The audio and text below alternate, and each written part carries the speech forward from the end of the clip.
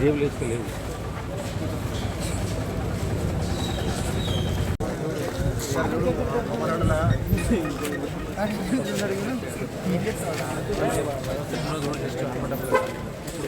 ఏం చేస్తానంటే బోండలు తింటాను, బజ్జీ తింటాను.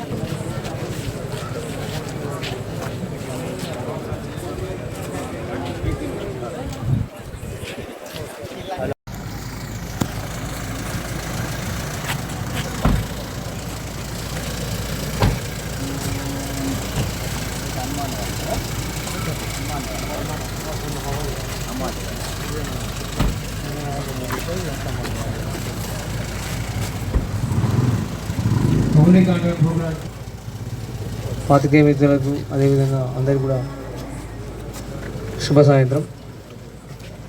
దీని యొక్క ముఖ్య ఉద్దేశము కమ్యూనిటీ కాంటాక్ట్ ప్రోగ్రాం, మిమ్మలతో ప్రజలతో మమేకమై ఇక్కడ సమస్యలు తెలుసుకోవడానికి, అదేవిధంగా ఎవరైనా కొత్త వాళ్ళు కానీ ఇంకెవరున్నా కానీ వాళ్ళ ఐడెంటిటీ జరుగుతున్న ఇల్లీగల్ యాక్టివిటీస్ కానివ్వండి, లేకుంటే ఎవరైనా చెడు మార్గంలో ఉండే పోయే వాళ్ళను సెట్ చేయడానికి, వాళ్ళ ఐడెంటిఫై కేసెస్ రిజిస్టర్ చేయడం జరుగుతుంది, నిఘా ఉంచడం జరుగుతుంది.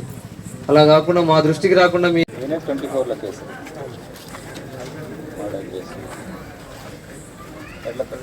చెక్ చేస్తున్నా. ఇప్పుడైతే మంచిగా ఉంటే మంచిగా ఉంటాం. మళ్ళీ ఏదన్నా ఇష్యూ చేస్తే నగర బహిష్కరణ అన్న చేస్తాం, లేకపోతే పీడీ యాక్ట్ పెడతాం. మళ్ళీ ఇంకో కేసులు ఇన్వాల్వ్ అయ్యి. ఓకే, సస్పెక్ట్ చేసిన పాత్రికేయ మిత్రులకు, ఇక్కడ ఉన్న పెద్దలకు అందరికీ నమస్కారం. కమ్యూనిటీ కాంటాక్ట్ ప్రోగ్రాంలో భాగంగా ఈరోజు రౌడీ షీటర్స్, గంజాయి సస్పెక్ట్స్ చెక్ చేయడం జరిగింది. వాళ్ళు ప్రజెంట్ ఏం చేస్తున్నారు, ఎట్లున్నారు అనేది చూడడం జరిగింది. వాళ్లకు ప్రజల సమక్షంలోనే, వాళ్ళ కాలనీ సమక్షంలోనే, మీడియా మిత్రుల సమక్షంలోనే కౌన్సిలింగ్ చేయడం జరిగింది. ఎట్టి పరిస్థితులలో రౌడీజాన్ని కానీ గంజాయి లాంటి మాదక ద్రవ్యాల పట్ల కఠినంగా వ్యవహరిస్తాం. ఇప్పటికీ మంచిర్యాల పట్టణంలో ఈ సంవత్సరము ఒక రౌడీ షీటర్ మీద పీడీ యాక్ట్ నమోదు చేయడం జరిగింది, అప్రోజ్ అనే అతని మీద. అండ్ ఒక సంపత్ అనే రౌడీ షీటర్ని నగర బహిష్కరణ చేయడం కూడా జరిగింది. ఇంకా కొంతమంది లిస్టు తయారు చేస్తున్నాము. ఎట్టి పరిస్థితుల్లో చట్టాన్ని చేతిలో తీసుకొని సంఘ విద్రోహంగా మారితే ఖచ్చితంగా కఠినమైన చర్య తీసుకుంటాం. ముఖ్యంగా ఈ రౌడీ షీట్లుండి మా పోలీస్ రికార్డులు ఎక్కిన వాళ్ళు కొంతమంది మంచి ప్రవర్తనతో ఉన్నారు, కొంతమంది హైదరాబాద్ కూడా వెళ్ళిపోవడం జరిగింది. వాళ్ళ మీద ఖచ్చితంగా కఠినమైన నిఘా పెట్టినాము. ఇంకా కొంతమంది తెలిసి తెలియకుండా నేరాలలో పాల్గొంటున్నారు. నిన్న చూసినట్లయితే బెల్లంపల్లిలో ఈరోజు పేపర్లో వస్తుంది, మంచిర్యాల పట్టణానికి సంబంధించిన సాయి తేజ్ అని అతని మీద ఏం కేసులు లేవు, కానీ ఒక అతన్ని కిడ్నాప్ చేయడం కోసం ఈయన డ్రైవింగ్ వస్తుందని తీసుకొని పోవడం జరిగింది. ఇమీడియట్లీ అతను చేయాల్సిన పని ఏంటిది, ఒకవేళ తెలియకుండా కార్ డ్రైవింగ్ తీసుకెళ్తే ఆడ ఇష్యూ కాగానే బండి అక్కడ వదిలిపెట్టేసి రావాలి.